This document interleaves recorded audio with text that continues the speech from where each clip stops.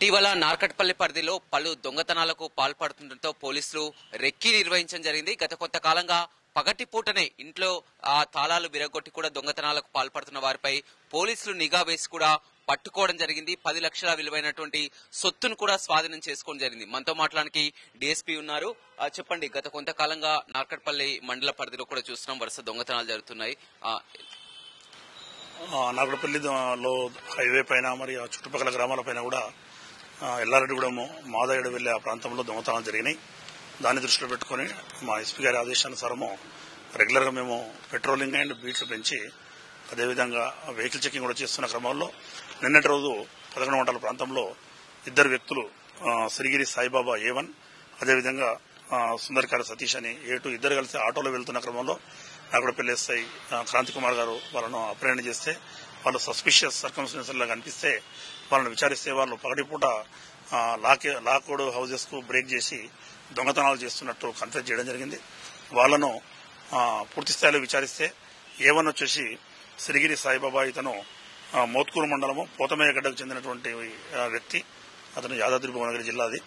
అక్కడ గతంలో అతను దాదాపు మన జిల్లాలో అనేక ప్రాంతంలో భువనగిరి, యాదాద్రి, అదేవిధంగా మోత్కూరు, మన నల్గొండ, కరీంనగర్, జగిత్యాల ఈ ప్రాంతంలో దాదాపు 40కి పైగా కేసులలో ఉండి అతను అరెస్ట్ అయి లోపల ఉన్న క్రమంలో A2 మొన్న సుందరికార సతీష్ అనే ఇతను పరిచయం అయ్యింది సెప్టెంబర్ మాసంలో.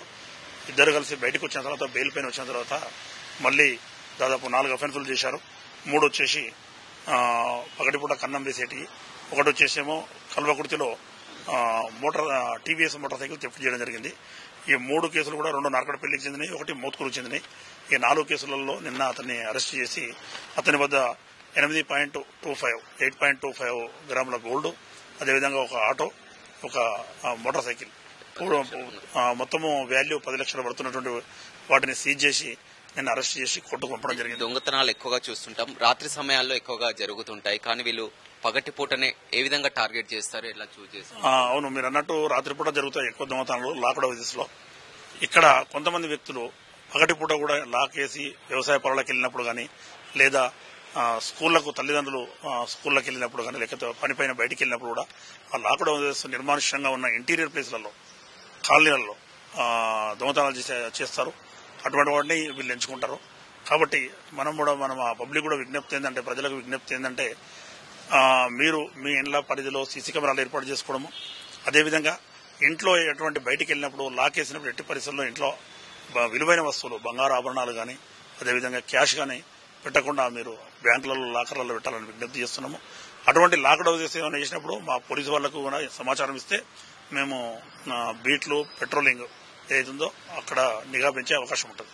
కాబట్టి ప్రతి ఒక్కరు కూడా ఇన్ఫార్మ్ చేయాలని చెప్పి తెలియపరుస్తాయి. చూసారుగా, మొత్తం మీద రాత్రిపూట కాదు, వీళ్ళు పగటి వేషగాళ్లాగా మారి కూడా పగటిపూట దొంగతనాలకు పాల్పడుతున్నారు. ఇళ్లలో తాళాలు వేసిన దాన్ని బ్రేక్ చేసి కూడా దొంగతనాలకు పాల్పడుతున్నారు. గతంలో వీళ్ళు జైలుకు వెళ్లి బెయిల్ పై వచ్చిన వారు పాత నేరస్తులుగానే పోలీసులు భావిస్తున్నారు. వారి నుంచి 10 లక్షల విలువ చేసే సొత్తును కూడా స్వాధీనం చేసుకున్నట్లు నల్గొండ డీఎస్పీ చెప్తున్నారు. Over to studio. మరిన్ని వీడియోస్ కోసం ఛానల్ ని సబ్స్క్రైబ్ చేయండి. లేటెస్ట్ అప్డేట్స్ కోసం వాట్సాప్ ఛానల్ ని ఫాలో అవ్వండి. అండ్ లింక్ డిస్క్రిప్షన్ లో ఉంది.